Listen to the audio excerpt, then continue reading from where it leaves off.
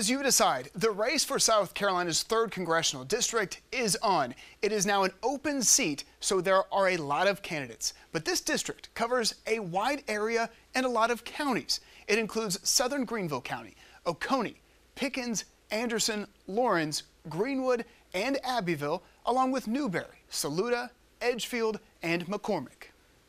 And one of the candidates for the 3rd Congressional District is the Alliance Party candidate, the nominee for the Alliance Party, Mike Bedenbaugh. So, Mr. Bedenbaugh, thank you so much for taking some time with us. I like to start these interviews all the same way. Why run for Congress? Because I'm a citizen. I feel like I have a responsibility to bring my life experience that I've had, which has been very varied over my 62 years, and I just feel like it's time. I've been wanting to participate in national governance for probably 20 years, looking at the right time. I've had my own careers and such, but this is the year that I felt like everything is culminating into a point where it's time for me to deliver my message of liberty and true constitutionalism and individual sovereignty that really isn't talked about much, and that's the voice I want to try to bring to this, to the 3rd District.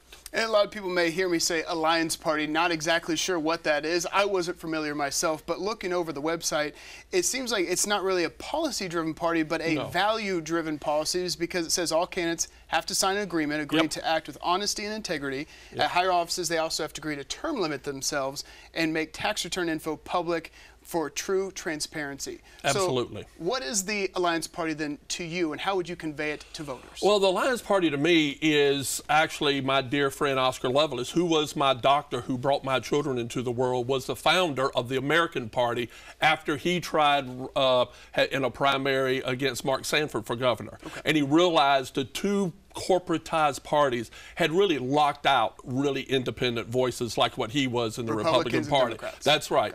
And so he started with his friend Jim Rex, who was a Democrat, the American Party. The American Party I was part of, and then it turned into the Alliance Party with merging with some other parties around the country to try to create a national coalition. And so what the beauty of the Alliance Party is, it's trying to find the cultural aspects of each district, of each constituency, of what works, what speaks for them. So you could have an Alliance member in Massachusetts that would be saying a totally different thing than I would here, because it's about regionalism and sovereignty to the culture of the place where you are. And I am a member of the 3rd District, grew up in Newberry County, which is a new addition to the 3rd District since 2020. Right. And but I love my state, and I like communicating, look forward to communicating things that I think will help make the difference we need, the South Carolina needs, the 3rd District needs in the country. You have that platform right now. What are those differences that you hope? Well, the primary thing that I've been working on since 2015 is my 95 thesis for a free republic. And I took that based on, inspired by Martin Luther's pushback in the 16th century to a corrupted Catholic Church of the time, as well as Washington's farewell address. So I merged those two together. In Washington, I see he's not been honored enough in the past 30 years of the country. We've had a slippery slope of forgetting who our heroes are. And Washington, to me, this country would not exist without Washington for a various number of reasons. However, when he left office voluntarily, he was asked to stay longer. He left office after 2 terms, which set the precedence for 2 terms for president without an amendment. And he left us a farewell address. And that farewell address said, kind of took the words of when Franklin said to the lady, you know, it's a republic if you can keep it. Well, when Washington stepped out of the presidency, he basically wrote a speech with Hamilton's help of, here's how we keep it. Here's what we do. And what I see in the past 30 years is a corruption of all those things he thought we need to do. So my 95 thesis really has 55 points of why I think these things are important, but then there's 40 policy points that I go into that talks about what we must do to help right the imbalance that we have now, because we have a terrible imbalance, and a lot of it is way too much power given to representatives. We're one of the most powerful nations in the world. I don't know if that type of power that we've accrued for ourselves is conducive for a free republic to ourselves. And that's the type of discussion that I want to have all over the district and elevate that so other representatives can see it too.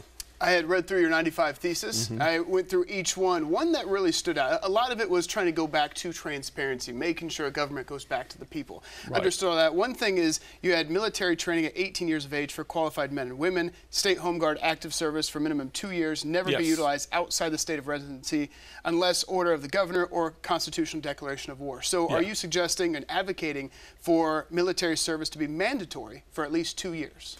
I am mandating service needs to be mandatory for 2 years. Now, how it's done militarily, that's part of the discussion we need to have. But part of my other thesis is we need to extricate ourselves from the world as the world policeman, assuming only we can fix the other problems in the world, and start adopting an understanding of the power of neutrality. The power that we're not in these other civil wars and confusions that's going all over the world. I also said you wanted to remove troops from other countries. Remove troops from other countries. But for us to have a powerful position as being neutral, we have to have a country that nobody will even think of wanting to invade or wanting to be involved in. I mean, there's one thing lobbing bombs and doing things, but to actually take over a nation that is well armed as we are and as ultimately trained, because that's what this is about. When I talk about that thesis, it's about bringing in responsibility into citizenship and what that means. Lastly here, real quick, on your website it says serial entrepreneur. Your sales pitch to voters saying that gives you enough experience to be an elected member to Congress.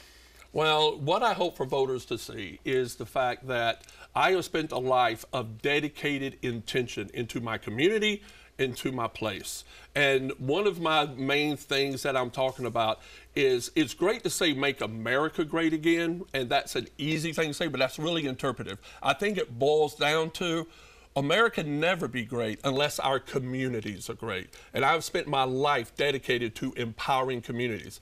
And we have a lot of different things we have to do, but that's the primary thing I want to start the conversation with is how do we make our communities great again and the family of people in there that call that home. Okay, Mike Bedenbaugh, thank you so much for your time. Thank you very much, Justin. Appreciate it.